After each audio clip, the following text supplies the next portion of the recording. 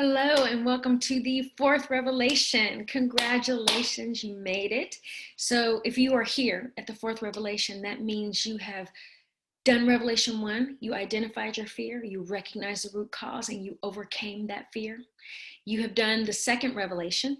You have identified what you want to commit to. You recognize the challenges you've been having with committing in the past, and you are now overcoming that by consistently committing to your goal.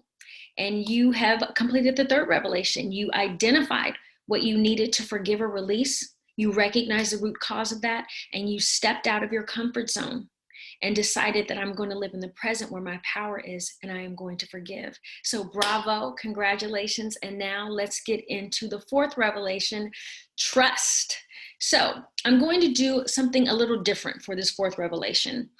For this fourth revelation, you are absolutely going to read the fourth revelation. You're going to read the fourth revelation commentary. But when you get to the fourth revelation journal questions, you are not going to answer all of those questions. I will explain that later on in this lesson.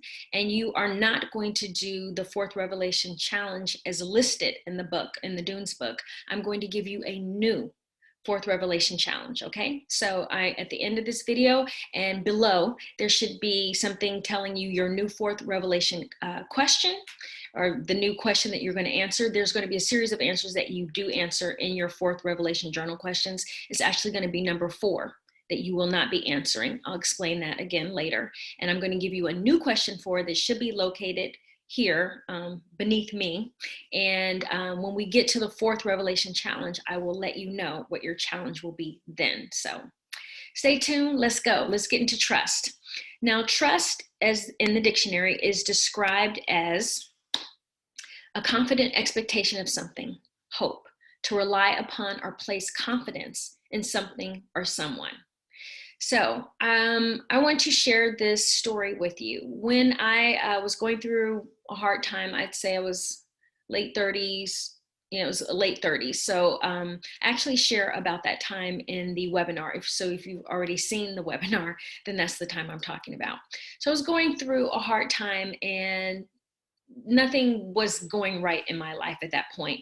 I was not working or booking in my career.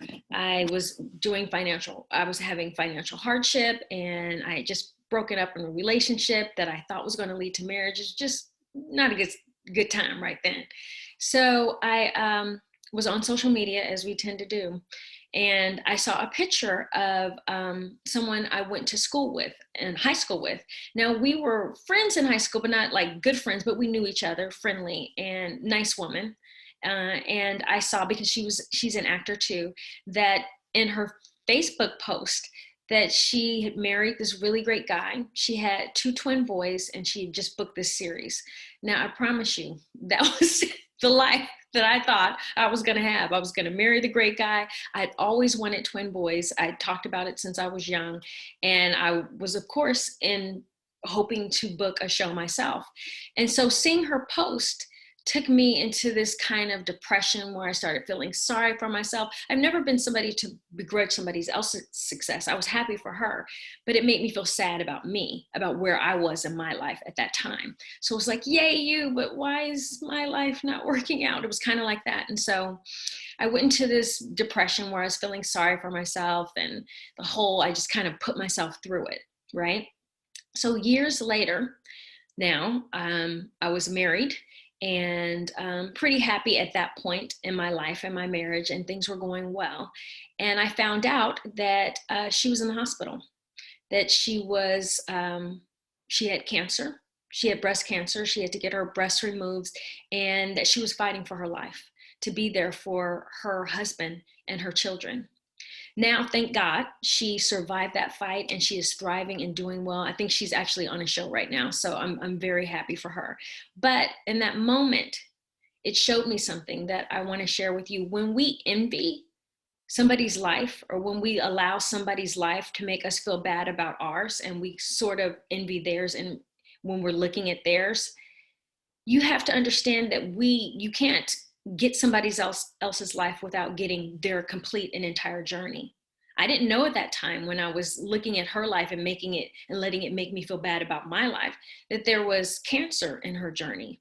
that there was having her breast removed in her journey. There were probably nights of fear and terror that she wouldn't be able to see her boys grow up in her journey. That was a part of her journey. But I was envying what I saw of like a snapshot of her journey when it looked perfect and magical and everything I wanted but didn't have.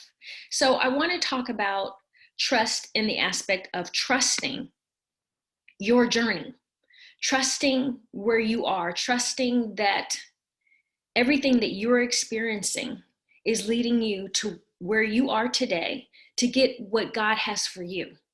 Not somebody else, but for you. And trust that everything that you're experiencing is going to make that good. That the things, the hurts and the things that you've come through are going to be beneficial to you in your journey. So when we trust our journey, when we stay in the present of what we have been called to do or what our journey is, then we can have full gratitude. I had a girlfriend, well, not have, she passed away. Her name is Jordan Mallory. And she used to have this saying, and the saying was, follow them home. And what that saying meant was that you don't know what people are going through. We can look at somebody's life and we can think it's fantastic and perfect, but we don't know what happens when they go home behind closed doors. We don't know if they are in turmoil, if they don't like themselves, if they're having a hard time in their relationship.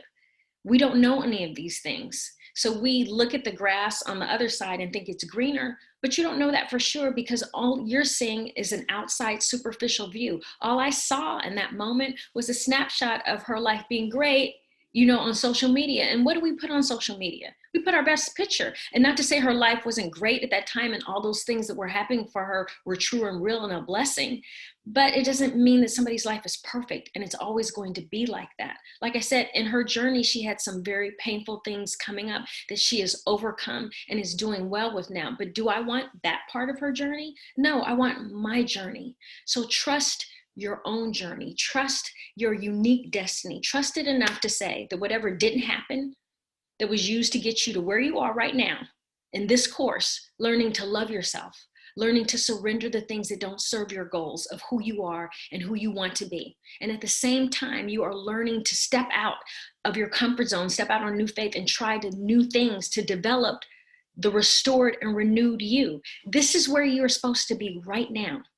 This is it. This is where you're supposed to be. You're dealing with these hard issues. You're releasing stuff from your past so you can be free and live the life that you've wanted to live. This is where you're supposed to be. This is it. I believe that with all of my heart. Trust your journey. Trust where you're supposed to be. Don't look to the right or to the left of you. Look forward. Run your race. Stay in your lane. Trust that you are where you are supposed to be right now, doing the things that you are supposed to do right now, learning the things that you are supposed to learn right now that are going to benefit you in the future.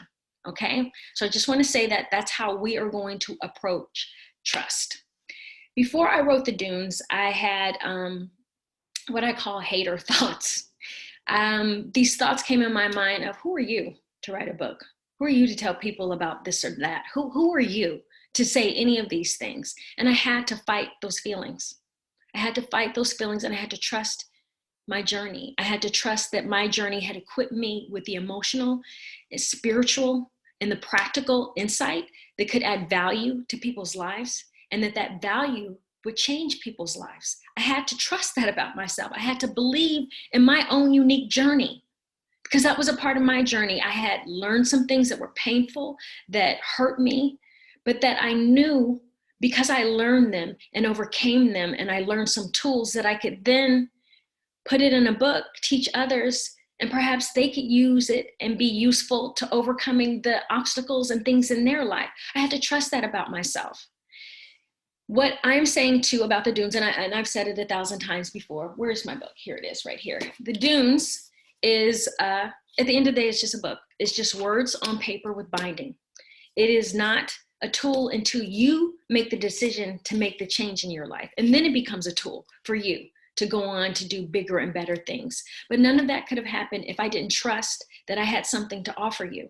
And none of that could happen if you didn't trust that you had the courage and the fortitude to make the changes that you need to make to live the life that you want to live. So that's what we are examining about trust. We are examining trusting your journey. We're examining trusting the unique gifts and talents that make you, you.